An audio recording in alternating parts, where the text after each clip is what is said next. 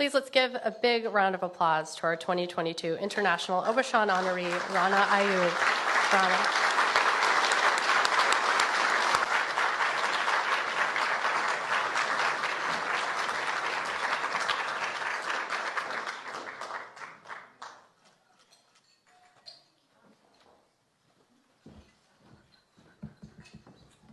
Thank you so much to National Press Club, to Jen, to Bill, for this honor. Like Jen said, the day they called me to announce that I am the recipient of the Obashan honor this year, I was in hiding because one of my colleagues, a journalist, a friend of mine, who's a co-accused with me in a case, was behind bars for a tweet he wrote 4 years ago.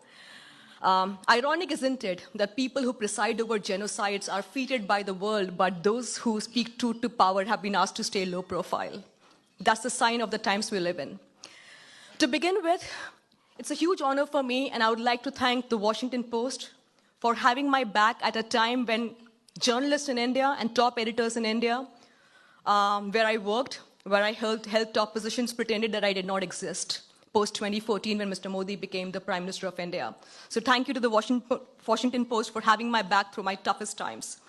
I would like to dedicate this award to a person who is not in our midst. Her name is Shireen Abu Akleh, a journalist who was killed.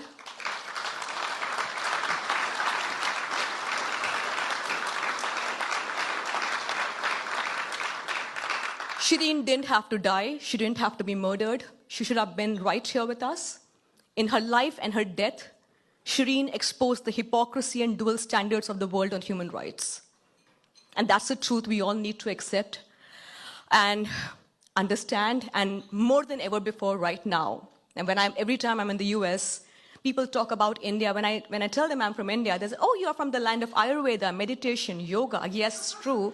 Snake charmers, yes. I also belong to a country of 1.3 billion people, the world's largest democracy, with 220 million Muslim population who are now at the cusp of a genocide, right? I meet officials here in State Department and top officials, high-ranking officials in the US, and they say, Rana, what's happening? And I tell them, you know what's happening better than I do, right? And then I'm told, we know what's happening in India, but, bilateral relationship vis-a-vis China and Russia, human rights be damned, right? Journalists be damned. And so ironic, 2 weeks ago, the US State Department was questioned about the immunity being given to MBS when he was traveling, and they cited the example of Narendra Modi, that even he was given similar immunity. So they did my job in a way. By comparing MBS with Narendra Modi, that's exactly what I've been doing. Right? Trying to tell the world that the man who you put on the cover of The Economist and Time is a man who has blood on his hands. He has. In 2002, 1,000 Muslims were massacred in a span of 2 days when Mr. Modi was the Chief Minister of Gujarat. And we never even thought it as a joke that this man will become the Prime Minister. So much so the United States would not allow him entry into the US. And now you look at him. He has just taken over the presidency of G20. For this very speech, my country will tell me that I'm unpatriotic. I believe that I love India more than I love any other country in the world. I love my country, which is why I'm here risking everything to speak, because this could potentially be my last trip out of India. On the 13th, in a week from now, I will know my fate. I know if a non-bailable warrant will be issued against me. I don't know if I'm going to be arrested on arrival. As soon as I got here, a charge sheet was filed against me, which means I cannot leave India after this. I'm going to use this opportunity to tell you the story of India in a gist. I mean, it's a big story. In a gist.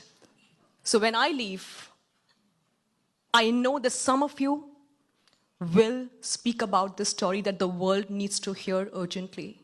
It's a story not just about the persecution of Muslim minorities. It's the story of India, the world's largest democracy, sliding into a state of fascism.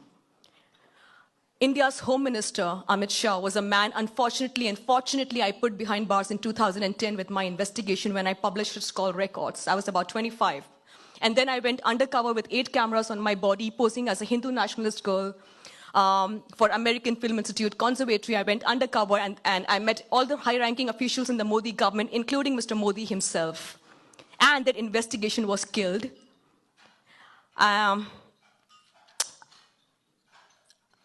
After meeting almost every publisher and editor in India who said, Rana, this is path-breaking. This is like the Watergate scandal. And I said, okay, you should publish it, right?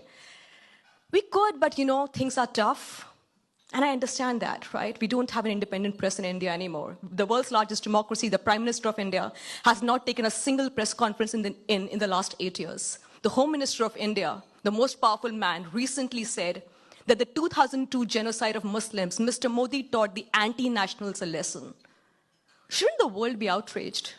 What will it take for the world to be outraged is what I keep wondering all the time when I come to the US, when I travel the world. What will it take for the world to understand that we are looking at the world's largest democracy, the land of Gandhi, right? But at this point of time, his assassin is being worshipped. Gandhi's assassin, people want to build a bust of him. We have a prime minister who routinely dog whistles against Muslims. You're all eating beef here, right? A beef steak? You could be killed for eating beef in India, especially if you're a Muslim. The number of Muslims who have been lynched in the last 8 years of Mr. Modi's government for just allegedly consuming beef. And that's just one of the things that has been thrown at India's Muslim minority. Why am I attacked so much? Because unfortunately and fortunately, I also happen to be a Muslim and a woman. How dare I speak? How dare I speak in a country which does not consider me an equal? How dare I speak in a country where I'm supposed to be a second-class citizen of the country? So I'm here in the United States receiving this award, trying to feel less alone at a time when I do feel very lonely. This year, when the government filed money laundering charges against me, the Indian media just had me as the story, when my entire life and my entire family was made a free-for-all. There were television cameras parked exactly right opposite my house saying, we are getting first visuals of Rana Ayub's house. I don't have a private life. When I go for a walk, I feel, when my neighbors look at me, I feel like, are they judging me? And I feel that all the time. Both my brothers have lost the job because of the call that I have taken to be a journalist.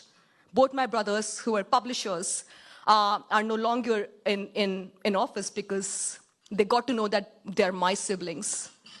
And that's just giving you a gist of what's happening back with me in India right now. When the ministers of the Modi government have shared videos of my image morphed on a porn video, circulated all over the country in screenshots, my phone number, my address doxed on social media, people sending me screenshots. The spokesperson of Mr. Modi's party put out a tweet saying Rana's father soliciting prostitutes sitting in Germany when my father has never left the country was dementia. That's like a very tiny window into what I face daily. When I published Gujarat Files, which is a tell-all book of the undercover operation, my colleague Gauri Lankesh wanted to translate my book in regional language. She said, Rana, let's translate this. Let's get this book out. And I said, are you sure? And she said, yes. And I was getting a lot of hate from the Indian government at that point of time. And she called me and she said, are you okay? I said, I'm fine. She said, babe, these are nincompoops. These are paper tigers. Don't bother. The next day, she was shot dead outside her house. Right? You don't know these stories, and those killers are still out.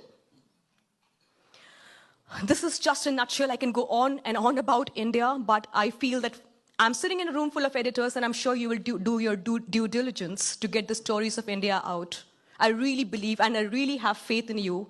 The last 2 months have been exhausting, and I'm actually on the verge of losing faith on what the world could do about India.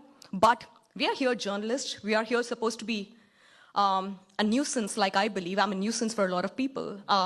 When I was coming here to give my speech, my mom said, try to have one filter. Try not to say everything that comes to your mouth.